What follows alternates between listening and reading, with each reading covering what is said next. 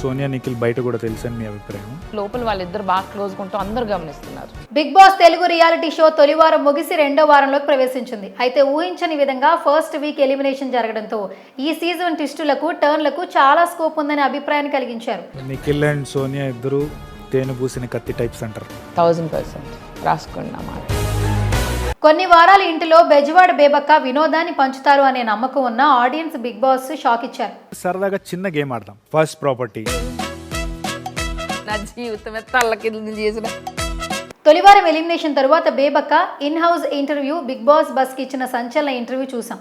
ఆమె చెప్పిన విషయాలు తెలుసుకుందాం. నిజంగా మీరు ఇక్కడ ఉండేవాళ్ళు కాదు. నేను చాలా ఇష్టపడి నిఖిల్ టీంలోకి వచ్చా కదా, ఆ ముళ్ళ కిరీటాన్ని తీసుకొచ్చి నెత్తిమే పెట్టుకున్నా. బిగ్ బాస్ సీజన్ 8 నుండి తొలి కంటెస్టెంట్ గా బెజవాడ బేబక్క ఇంటి నుంచి బయటకు వచ్చింది. ప్రేక్షకుల నుంచి మంచి రెస్పాన్స్ లభించకపోవడంతో ఆమె తక్కువ ఓటింగ్ కారణంగా బయటకు వచ్చేసింది. దీంతో కొందరు ఇంటి సభ్యులే కాకుండా ఆడియన్స్ కూడా షాక్ ఇచ్చారు. బిగ్ బాస్ ఇంటి నుంచి బజ్ షోలో హోస్ట్ అంబటి అర్జున్తో తన మనసులో విషయాలను, హౌస్లో జరిగిన అనుభవాలను పోసగుచ్చినట్లు పంచుకుంది.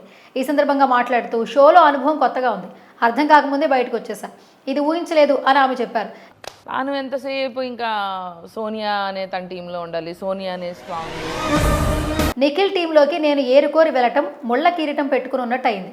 ఆ తర్వాత సోనియానే స్ట్రాంగ్.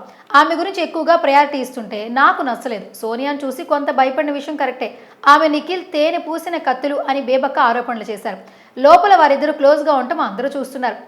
మీరు ఎందుకు భయపడ్డట్టు అనిపించింది? ఆ అమ్మాయి గట్టిగా పాయింట్ రేజ్ చేసి అందరిని రెచ్చగొడితే అందరికీ అదే అనిపించింది. తొలి రోజు కిచెన్లో ప్రెషర్ కుక్కర్ వల్ల జరిగిన గొడవ నా జీవితాన్ని తలకిందులు చేసిందని ఆమె అన్నారు. సోనియాతో గొడవ అక్కడే మొదలు కావడం తెలిసింది. ఇక సోనియా మిర్చి కంటే ఘాటు అంటూ ఆమెపై కామెంట్ చేసింది. నిఖిల్ అందితే జుట్టు అందకపోతే కాళ్ళు అన్నట్టున్నాడని తెలిపింది. బేబక్క మొదటి వారంలోనే బయటికి రావడం పట్ల ఆమె ఫాలోవర్స్ నిరాశ చెందారు. హౌస్లో నుంచి బేబక్క బయటికి రావడానికి బిగ్గెస్ట్ రీజన్ ఆవిడ కొందరిని గుడ్డిగా నమ్మటం అనే చెప్పాలి. ఎందుకంటే ఊరికే అందరినీ నమ్మేయడం అంత మంచిది కాదు. ఇక్కడ అందరూ ఎవరి ఆట వాళ్ళు ఆడడానికి వచ్చారు. కానీ బేబక్క తన మనసు చెప్పింది కాకుండా ఎవరో చెప్పిన మాటలు వింటున్నట్లు కనిపించింది. నిఖిల్ని గుడ్డిగా ఫాలో అయిపోయిందని చెప్తోంది. అలా నిఖిల్ని నమ్మడమే ఆవిడ ఇక్కడ ఉండటానికి ప్రధాన కారణాలు ఒకటి. కూరలో కారం ఎక్కువ అవడానికి నిఖిల్ కారణం. ఎవరి వంట వాళ్ళు చేసుకోకూడదు అనే మాట రావడానికి నిఖిల్ కారణం. మీ ఎక్స్పీరియన్స్ ఎలా ఉంది? 1 వీక్ కొత్తగా ఉంది, అర్థమయ్యే లోపల బయటకు వచ్చా. కానీ ఈ రెండింటి బ్లేమ్స్ మాత్రం బేబక్క మీద పడింది. వాటిని ఆవిడ స్వీకరించినట్లే కనిపించింది. ఫలితంగా హౌస్ నుంచి బయటకు వచ్చేసింది. ఇదిలా ఉంటే బిగ్ బాస్ హౌస్లో వారం రోజులున్న బేబక్క రెమ్యునరేషన్గా ఎంత తీసుకున్నారని చర్చ నడుస్తోంది.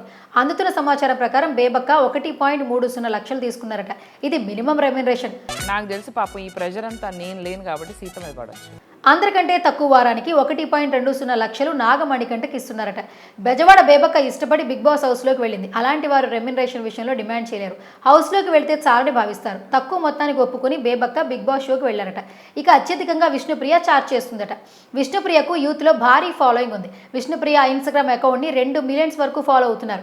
Anchor come actress. ఈ క్రమంలో విష్ణుప్రియ గట్టిగా డిమాండ్ చేసింది. విష్ణుప్రియ వారానికి 4 లక్షలు తీసుకుంటుందట. ప్రస్తుతానికి విష్ణుప్రియ టైటిల్ ఫేవరెట్ అని చెప్పొచ్చు. ఖచ్చితంగా ఫైనల్లోకి వెళ్తే అవకాశం ఉంటుంది. నటుడు ఆదిత్యవం సైతం పెద్ద మొత్తంలో రెమ్యునరేషన్ తీసుకున్నాడట. అతడు వారానికి 3 లక్షల ఒప్పందంపై హౌస్లో కుదుర్చుకున్నాడట.